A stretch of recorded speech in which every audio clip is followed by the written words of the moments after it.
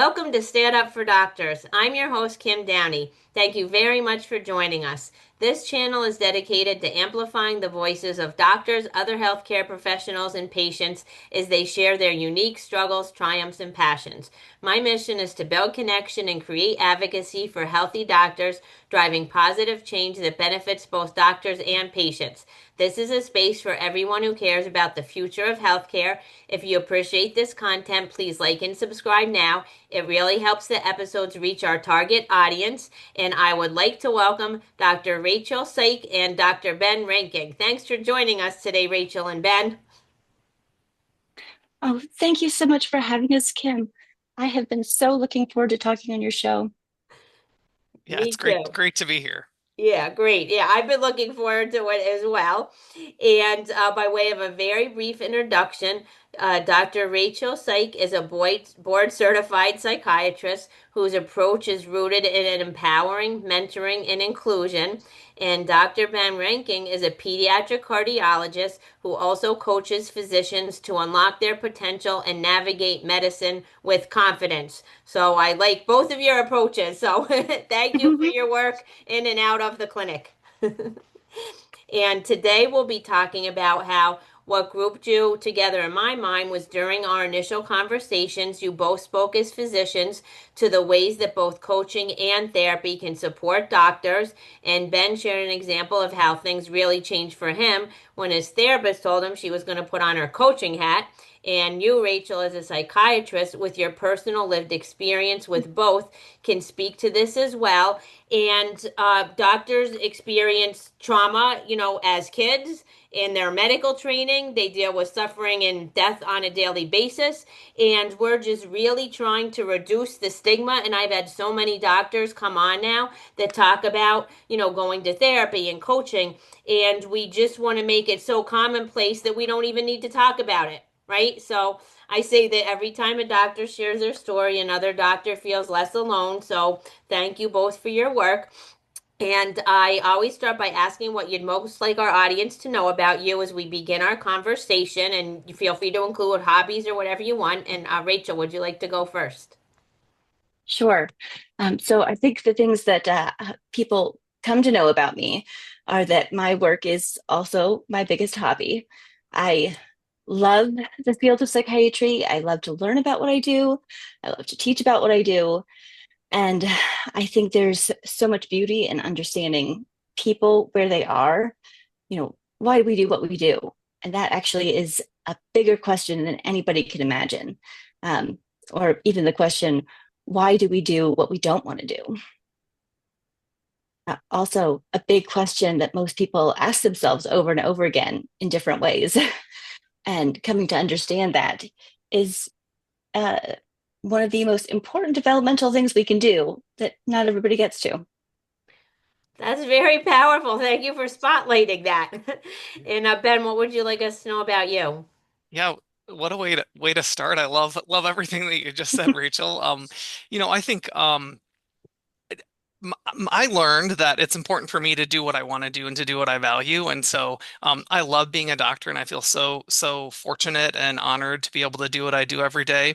And I've also learned to love and embrace the other parts of my life that I put aside during my training and residency. And so I have two bonus kids who are both physicians. So one is a neonatology fellow, and one is an emergency medicine resident. And so one of the reasons that I feel so passionate about this is I want work to be better for them than it was for me when I first started. And, that's why I'm here today.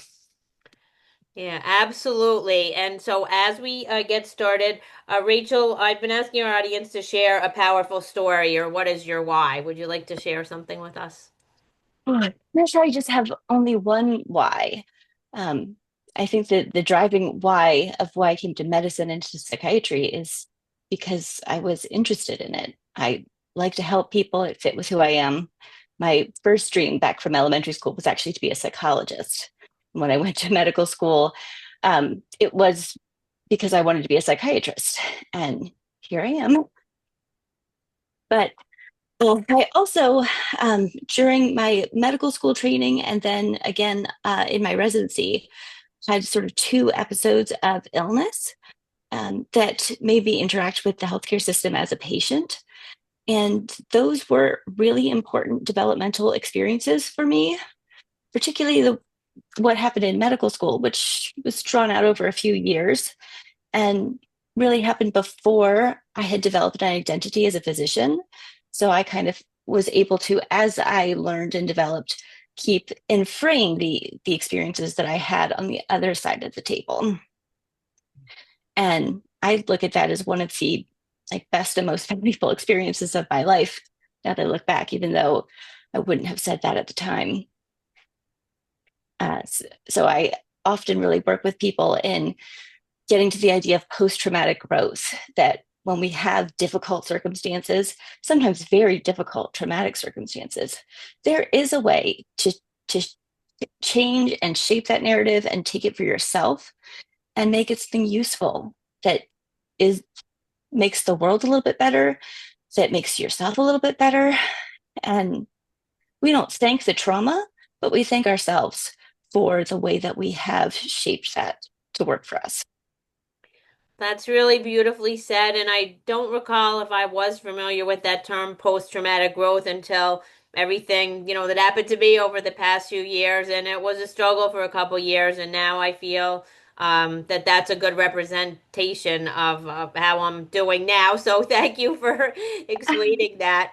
And Kim, Ben, I actually oh, go think that ahead. you are the epitome of post-traumatic growth. And when I think about that, you are one of the first people that come to mind. Oh, well, thank you. I do. I genuinely appreciate that, Rachel, and I appreciate our conversation. So, Rachel and I have had several lengthy conversations, and we Mhm. actually got to meet in person at a day co-sponsored by the Dr. Lorna Breen Heroes Mhm. Foundation back in March in Mm. DC, and that was fantastic. So, Ben, we'll have to meet up sometime. Yes.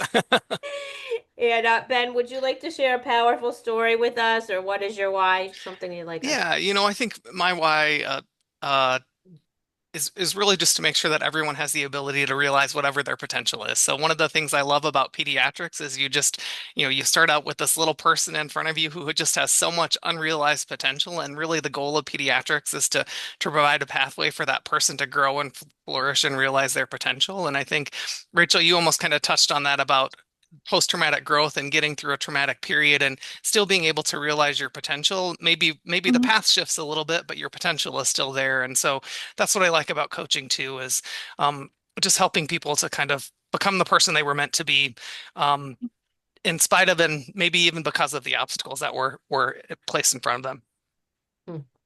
Well, I will say I can identify with what you said as a pediatric physical therapist, fully. So, yeah, I really loved my work when I was doing that. And as we continue the conversation, Rachel, would you like to share a little bit more your experience or your takeaways as a patient and how that has influenced your practice as a clinician? Absolutely. 'Cause this is something I talk about all the time, both with my patients and with people who I teach and mentor, or colleagues, or somebody in the checkout line at the grocery store. Um, but what I found when I was in medical school and I had some unusual health issues, like I had a spontaneous pneumomediastinum, which is sort of like a collapsed lung. Uh, and that wasn't well explained. I had a lot of issues with breathing, with shortness of breath and air hunger, um, and some autonomic symptoms like dizziness, lightheadedness, fainting. And I thought, well, this is going to be fixed, right? As kids, we often go to the doctor and the problem is, fixed. We get an antibiotic and then the infection goes away. You get a cast on the broken bone and it heals. Most illnesses of childhood are acute illnesses, and most illnesses of adulthood are chronic illnesses. And so that really was the time that I faced that transition from when I being ill, feeling like that gets fixed and overcome, to being ill. And that's not something that exactly gets fixed. That's something that you manage. And part of that managing is, how do I shift my life in ways that create space for whatever symptoms and burden the illness creates? And how do I embrace that in a way that isn't diminishing to me? Which I wouldn't say I got right away. I don't think I got to that even in medical school. I started that process more in residency of sort of embracing that part of me as who I was. And I started seeing that probably my second year of residency as I was doing outpatient psychiatry. And I noticed sometimes being frustrated with patients who came in, a lot of times that I perceived were med seeking or who were difficult and suffering with chronic illness. And I had a whole come to Jesus moment of, why am I in battle gear? Because as a patient, I did experience that from some of my providers of feeling like there was this adversarial relationship when I was coming for help, and I was confused about that. And it was such an epiphany to see it on the other side and understand how that developed, the pressures that I had that set me up to judge and be sort of on an opposing side to a patient rather than a collaborative side. And having the experience that I had at medical school, I think helped me on early on to like see how problematic that was. And I also had a lot of safe space with my peers to be able to process that and not feel like I was going to be retaliated against or just, talking about mistakes that I'd made. And it really helped me to move into the space of being very curious about people's experience and humble about my own knowledge, to know that I may have medical expertise, but I never have expertise about another person's experience. And I have to get that from them, or else, I won't have all of the pieces of the puzzle. And I found that to be very beautiful. I often talk about my own lived experience to make a point to people. Sometimes it's a point about hope. Sometimes it's a point about the process, and sometimes the stamina that we need to go through it, because things don't always get better quickly. Sometimes it's about how to navigate a system that can feel pretty broken, and what happens when you feel like people are dismissing or not believing you about things that are really harming your life. It's like being doubly wounded, as the wounding from the illness and then the wounding from not being believed. That's so beautifully said, and it brings to mind, I recently had Dr. Jessie Gold on, who's also a psychiatrist, and she was talking about how, she's had therapy and was on medication in her life, and she realized she had an aha moment or an epiphany like you, that she didn't share that. And it's almost, and she of course fully supports her patients in doing, whatever they need, and whether or not that involved medication. And she was realizing within herself that even though she fully supports it with other people, that she felt some shame or stigma when it came to herself. So it was kind of like an aha moment that, oh, this is me, too. So, yeah, thank you for sharing that story. And Ben, whatever that brings up for you and whatever you'd like to share also. Yeah, I think one of the things that's so hard about medicine as I'm kind of listening to your story as a provider is, we walk into the room with our own experiences. We have bad days, we have good days, we have emotions. And sometimes there are patients that we click with, and sometimes there are patients that we don't click with. And for me, one of the things that helps me the most is just recognizing that all of those things can be true, and I can walk in there and be a person and have my own lived experience. And just recognizing that helps me to connect with the person sitting in front of me, and then sort of maybe set aside some of those things or recognize them, but still be able to sit in the role of physician and kind of take care of the person in front of me while also being a person, which is really, really hard to do, I think. And something that I still work on and try to remember even on the bad days. Yeah, for sure. And did you want to say something, Rachel? Well, Ben, I resonate with that so much of like, how do we be a human and be a physician? Sometimes I think we are sent a message that we can only be one of those two things at the same time. And it's a very harmful message because we can't separate it.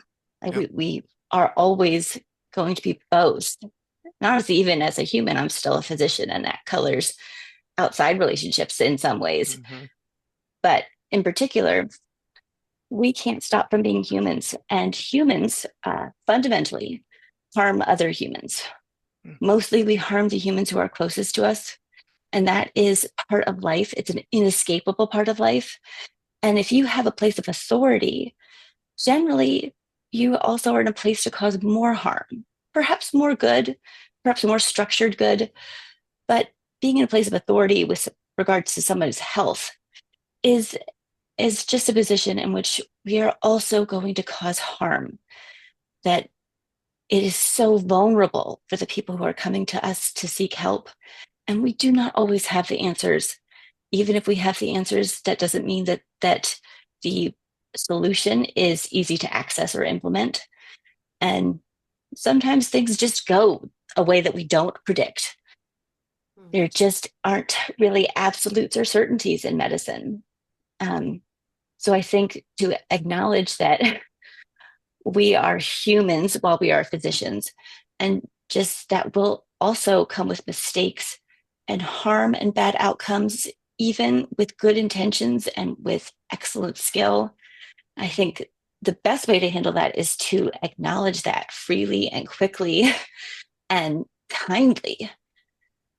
And a lot of the harm that happens when you make a mistake happens after the mistake is made. When you shut down in defense, try to deny or minimize the harm that happened, and create barriers to access because you fear for your own liability or even just a damage to your sense of self. And that really is sometimes what causes the more lasting severe harm to patients. I can't tell you how many patients have said exactly that to me. And if we could just acknowledge that in the moment, if we felt safe to do that, how much better would it be? Because we wouldn't cause all of that secondary harm. Yeah, that very well said. I agree. I agree. Yeah, very well said. Is that something that you felt like you came to understand through coaching? I think to some extent, I think, my reason for seeking coaching and my benefit from coaching largely had to do with my relationship with medicine and my identity Mm-hmm. as a physician, and then my relationship with like life outside of my career. And so Mm-hmm. um it was less about kind of patient interaction and the things that happen in the room with the patient, which is really interesting, to think Mm-hmm. about, like sort of the need for coaching to work in the healthcare system, but also the need for coaching to kind of um, recognize your limitations as a physician and all of the things that can happen in a role of authority, kind of like you said, Mm-hmm. that affect the patient as well as a provider. Yeah, so it's really a multidimensional thing, I think. Hmm. Ben, would you like to share a little? Because when we had our first conversation, and you said when you were, receiving therapy, that things really move forward once your therapist, who was also a coach, which is not all therapists, some people are therapists and some people are coaches, took us actually said, "I'm going to take off my therapy hat and put on my coaching hat." Was there anything you'd like to speak? Because I think some doctors still aren't sure, well, what's therapy, what's coaching, and why one would help and not the other in certain situations. Yeah, I think specifically what worked for me is that, I sought help because I was stuck in medicine, and I had just gone through this really difficult period where I wasn't sure if I wanted to continue being a physician, but I just didn't know what to do, honestly. I was just very lost. And I tried all of the things that you're supposed to try. So I asked for the internal help with our employee assistance program, and that didn't work out. And I was a little frustrated with that. And then I found a psychiatrist who was a therapist and a coach, and we tried the traditional therapy approaches. We tried medications, and I think one of the things that was hard for me and maybe the therapy approach, and I'd love to kind of hear what you think about this, Rachel, because I am not an expert on therapy. This is just my Mm-hmm. experience sort of on the other side of the table. But it was hard for me to look back at my experience and say, this is something that happened that I am responding to. I mean, there wasn't like an acute event that said, Mm-hmm. I'm in trouble because of this. And I think um, what my therapist slash coach meant when she said, "All right, I'm putting on my coaching hat," is she kind of thought, let's look forward and let's try to give you a little bit of control back. And what is it that you can do differently moving forward rather than trying to think back and think about things that happened? What is it that we can do to give you control, and how can you just work differently in the system or differently in your life to find success? And that was the approach that worked for me. And whether that's really a fine line between coaching or therapy, I will leave to the expert in both. But for me, that's kind of how I differentiate coaching and therapy, is looking back versus looking forward. That was so well put. I think that probably is how most people would define the difference between coaching and therapy. Coaching is more about outcomes and changing the circumstances that you're in, is being in an action phase and working towards specific goals. It doesn't require any sort of illness or brokenness, that you can be healthy and want and just have goals that maybe you're having trouble working towards. Sometimes, though, having goals that you're stuck working towards is part of a foundation for an illness or something that we might look at in the domain of needing repair. And that might benefit from coaching too. My personal philosophy is that probably most people could benefit from both. Yeah. For physicians, I think there is something of an advantage to coaching over therapy because it's so much less stigmatized. Mm. Therapy is something that you do only if you might be impaired, that you have an illness. And then we run into all of the stigma of the main world, but then also the even more polarized stigma that we see in medicine, where we have licensing boards that are looking at us through this microscope of, are you, impaired, or are you well? And seeing that as this sort of binary truth, when it's absolutely not that simple. Yeah. As physicians become ill, generally, what we do is we sacrifice every other part of our lives and let the illness sort of take up space in our personal lives, in our health. We rob from our sleep, we rob from our nutrition, our exercise, our hobbies. We stop going to the grocery store and start ordering on Instacart. And it is only once everything else has really kind of been sacrificed that impairment from illness affects our work as physicians. Usually that's something that we hold as the thing we most want to protect. Yeah. But it would be very reasonable to seek treatment once you are finding that impairment is happening in another domain of your life. And often you might get treatment and work effectively way before anything really affects your practice. And I don't think there's a great understanding of that in medicine, or creating space for it. A lot of times when that happens, physicians are so scared of what that might mean for the system, because there's licensing application questions about if you have a mental health diagnosis. And I only have a mental health diagnosis if someone's diagnosed me. It doesn't actually matter whether or not I'm ill. It's True. whether or not I have been diagnosed or have seen somebody for mental health treatment. And that's really a problem, that it can, if it's true but not acknowledged, that's fine until it's not. Yeah. Well, that's all 100% true, and that's why I'm proud to be an ambassador for the Dr. Lorna Breen Heroes Foundation. And I fully support their work, because they, in a relatively short period of time, they've been able to remove those intrusive licensing questions in many states. They're aiming for all 50 states. So lots of times that's not even the case, and physicians don't realize that's, not the case. Mm-hmm. And also that everyone can control. You might think there's a lot of things, or Ben, when you were, if you used the words, burnt out or something, and weren't sure if you wanted to continue, because you felt like there was a lot of things that weren't in your control, right? You weren't enjoying it. Mm-hmm. But everyone has either like 10, 15, 20% of things that they can control, right? Yep. You're never in a position where you have no control over anything. And I think sometimes that's one of the things that coaching can help with, because when you're just feeling so low. Dr. 𝗕𝗵𝗶𝗲𝗶 has said even reaching out for help can feel like too much work. Hmm.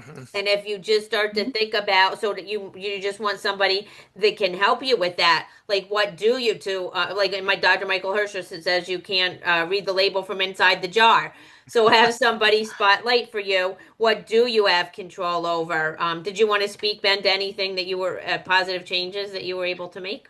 Yeah, the first thing that worked for me was just a simple assignment of before I walked into work to think of three things that I was grateful for that day, right? So instead of walking into work thinking about, oh, I have an in-basket full of, labs to check and charts to finish, and I have an overbooked schedule, which is how I had walked into work before before I was given that simple instruction. I think, again, it wasn't one of those things that was a quick fix where I just thought, oh, I'm so thankful for the sunlight today, and suddenly my day was better. But over time, it did sort of change how I approached the problems in my day, and it gave me space to see solutions that I couldn't see before when I was just stuck in that rumination cycle of, oh, this is so hard, this is so hard. So sometimes it's just a simple little tweak that may even seem a little silly or squishy for those of us that are pretty concrete, that actually is the trick that you need to see the light ahead. So funny then, because as a therapist, that's also an assignment that I give people I pretty love it. regularly, Yeah, yeah. is, what we call gratitude journaling. There's a lot of evidence behind that. And I do hear what you're saying about things that are maybe a little like woo-woo.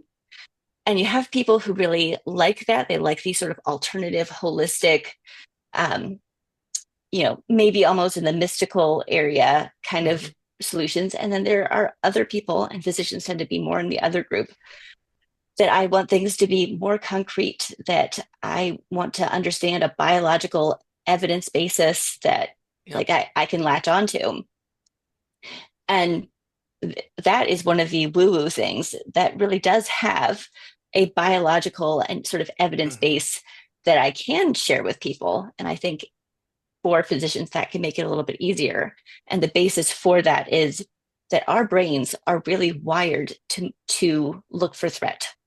We are much better and more interested at a cognitive level in assessing for threat around us than assessing for beauty and joy and gratitude.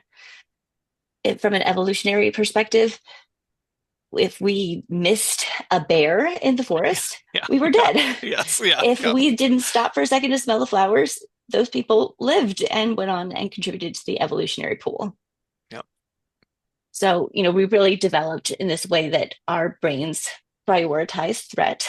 And we often have to like work specifically to try to give attention to things that aren't threatening. Hmm. And if we're in a place where, we're activated, which happens often in burnout, in depression, as they name it, if it's a problem, probably your threat system is more activated than normal and Hmm. more easily activated. You're really going to be spending time only in threat, because we can really only appreciate things like gratitude when we're moving out of fight or flight. And Yeah. so you're exercising that part of your brain. You're trying to move away from all of that fight or flight activation and be in the areas of your brain that connect in different ways, like going to the gym. Hmm. Yeah, I love that you shared that, and a lot of doctors had shared that starting a gratitude practice made a big difference for them. And other doctors will say, well, it's the system that has to change. It's the frustrations with the EMR, the administrative burden, all Mm-hmm. those kind of things that's the problem. Like, yeah, right. Being thankful for the singing bird isn't gonna, Yeah, make my day any better, right? But Ben, what you're speaking to and what other doctors have said is it actually does, and maybe that's like working towards those little bits that you could change, and some of what you could change with Mm-hmm. your mindset, and the system needs to change. So it's a yes and. So just yes, because the Yes. yes. system needs to change, it doesn't mean that you can't do things to shore yourself up and resource yourself in the meantime. Mm-hmm. And that's what I hope these episodes, can teach Absolutely. doctors to that you can do things, to help and support yourself. So as we get ready to start winding down, if you each wanted to share if there are other things like what has helped you overcome challenges, if you'd like to go first, Ben. Yeah. Um, I think, first is just recognizing that it's okay to be challenged.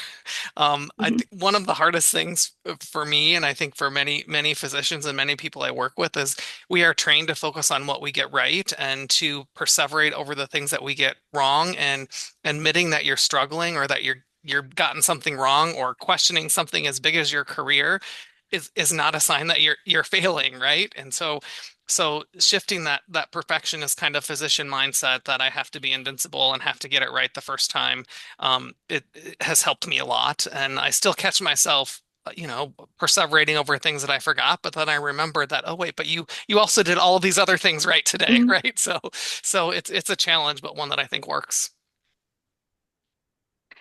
Oh, but I love that. And I hate to give the same answer as you, but my answer is pretty similar. Mhm. What really has helped me to overcome sort of each of the challenges that I've gone through has been to have acceptance for myself of not being perfect, but maybe a step further than that. I've come a lot of times to see those areas where I was vulnerable and imperfect, ill or impaired as being important parts of my story that make up who I am as a person and as a physician. And a lot of those are useful to me. That they weren't all good things. And it's not that I thank them or go back and want to re experience them, but they all did happen. And they are useful information that they are just a part of me. And I choose to share them in ways that I think will be helpful to others. And it feels really good to do it that way. Mhm.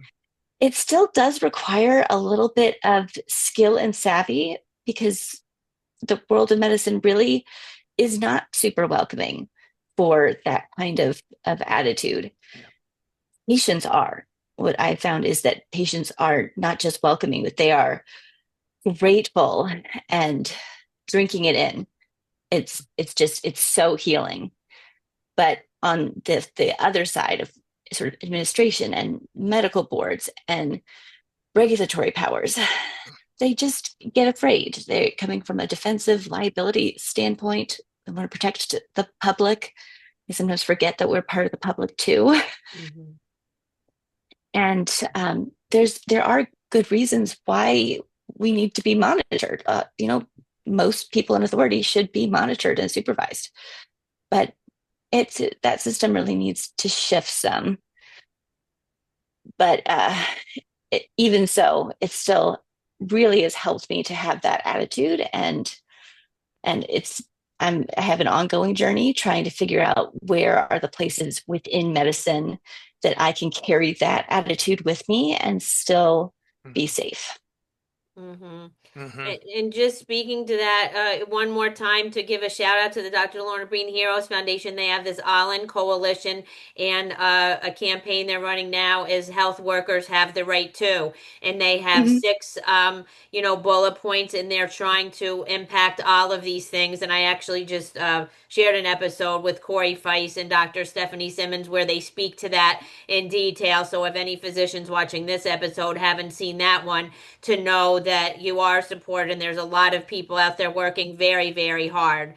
And I'm going to put a plug in for my own brand new book, Oh, White yay. Coat Courageous Hearts, True Stories of Doctors Reclaiming Their Humanity in a System That Challenges It. This is my proof copy that came a week ago. So this is the first episode that I'm recording since I got my book, and it's live on Amazon and Kindle and paperback. And this is the stories of 15 physicians, and Dr. Kevin Poe writes the endorsement on the back. And Awesome. it's Mhm. we have so many more stories to tell, so it's going to be a series. And one day you guys can be in my book, literally. I we're love that. That's Kim, you are awesome. doing such good work in this field, and I am in such admiration and awe. I I really am glad that we have people like you speaking out. There's physicians speaking out, but what you're doing is slightly different and maybe a little bit unusual. That you really do embody post-traumatic growth. That you took um, an instance of harm, more than one instance of harm, and took that and said, the system that hurts me needs help. And what a beautiful, beautiful way to think and be. Well, thank you. And that's a really beautiful way to put it because also I've had a lot of mixed emotions this week because and doctors thank me every day, right? And who in the universe has doctors thanking them every day? And that helps keep me going. And also, but remembering I wouldn't be doing any of this if my very own doctor didn't take his life, right? If I didn't have all the things that Yeah. happened to me, Hmm. health wise, and if that didn't happen, I wouldn't be doing it. So there's pain always mixed with the joy, but I just have to focus on all the doctors that have been helped and will continue to be helped by supporting them. So Yeah. thank Yes. you both so very, very much. And but as we're winding down, how can our listeners get in touch with you, Ben? Yeah, I have a website, thedevelopingdoctor.com. There's some contact information there. I've got lots of resources for physicians that are free on the site, so I post a blog once a week, and so check it out, and I'd love to hear from you. Awesome. And Rachel, how can our listeners get in touch with you? Probably the best way is to email me. I do have a website, but it doesn't have an easy to say address. My email is just my full name, rachelsieke@outlook.com. And I welcome people to reach out to me. I love to connect with other physicians and really other people. If you're a kindred spirit and like to look at things in the way that you hear me talking about them, I probably want to talk to you. And I love that. And that was our experience, right? I think the first time we talked, it was for like 1.5 or 2 hours. And then we're like, oh, we have to Mhm. do this again. And we did. And Yes. then we met in person. So yeah. Yeah. Well, thanks again for being my guest. I really appreciate both of your perspectives. And I can't wait to share this with everyone. Thank you, Kim. Thank you, And Kim. thank you, Ben. Thank you, Rachel.